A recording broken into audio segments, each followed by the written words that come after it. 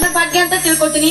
ನೀವೇನಿಲ್ಲ, ಊಟ ಮಾಡಿ ಮಲ್ಕೊಂಡು ಕುತ್ಕೊಂಡು ಎಲ್ಲ ಕೆಲಸ ನಾನು ನೋಡ್ಕೊತೀನಿ. ಹತ್ತಿಗೆ ನಾನು ಬೆಂಗಳೂರಿನಿಂದ ಬರುವಾಗ ಮಗುಗೆ ಬೇಕಾದ ಆಟಕ್ಕೆ ಸಾಮಾನು ಬಟ್ಟೆಗಳನ್ನು ನಾನು ತರುತ್ತೇನೆ. ಅಕ್ಕ ನಮ್ಮ ಮನೆಗೆ ಭೂಪ ಬರ್ತಾನೆ. ಅಕ್ಕ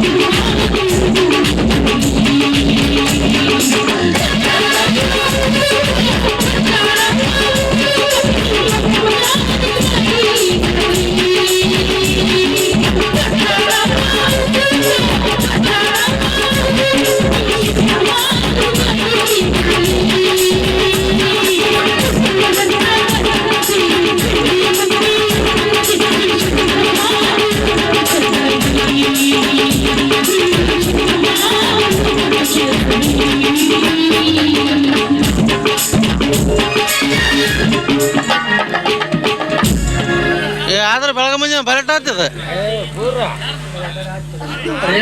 ರೇಣುಕಾ ಬಾದಾಮಿ ನಮ್ಮ ಮಗಳಾದ ಇವರು ಹೆಂಗಾರು ಮಾಡಿ ಒಂದು ಹೆಣ್ಣು ನಡ್ರಿಯಪ್ಪ, ಒಳ್ಳೇದು ಬರ್ತಾ ಇಬ್ರು ಗದ್ದೆ ಪಳೆಯವರು.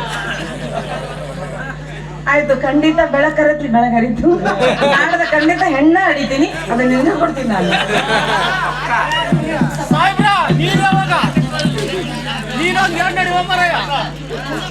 ಎರಡು ಗಂಟೆ ಬಿಟ್ಟಲ್ಲಪ್ಪ.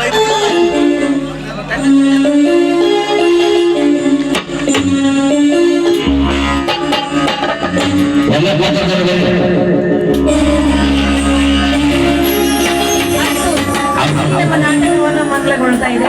ಹಾಗೆ ಇವತ್ತು ಹೇಗೆ ಜನ ಬಂದಿದ್ದರು, ಮತ್ತೆ ಇವತ್ತೊಂದಿನ ಬಿಟ್ಟು ನಾಳೆ ಇದೇ ನಾಟಕವಿರುತ್ತೆ. ಇವತ್ತೊಂದು ಸ್ವಲ್ಪ ಟೈಮ್ ಇಲ್ಲ, ಅದಕ್ಕೋಸ್ಕರವಾಗಿ ಅರ್ಧಂಬರ್ಧ ನಾಟಕ ಆಯ್ತು. ನಾಳೆ ದಿನ ಪೂರ್ತಿ ಕಂಪ್ಲೀಟ್ ಆಗಿ, ಯಾಕಂತಂದ್ರೆ ಇನ್ನು ನಾವು ಈ ಸ್ಟೋರಿ ತೋರಿಸ್ಲಿಲ್ಲ, ಇನ್ನು ಮುಂದೆ ಚೆನ್ನಾಗಿ ಸ್ಟೋರಿ ಇದೆ. ದಯವಿಟ್ಟು ಅದನ್ನ ನಾಳೆ ನೋಡ್ಬೇಕು.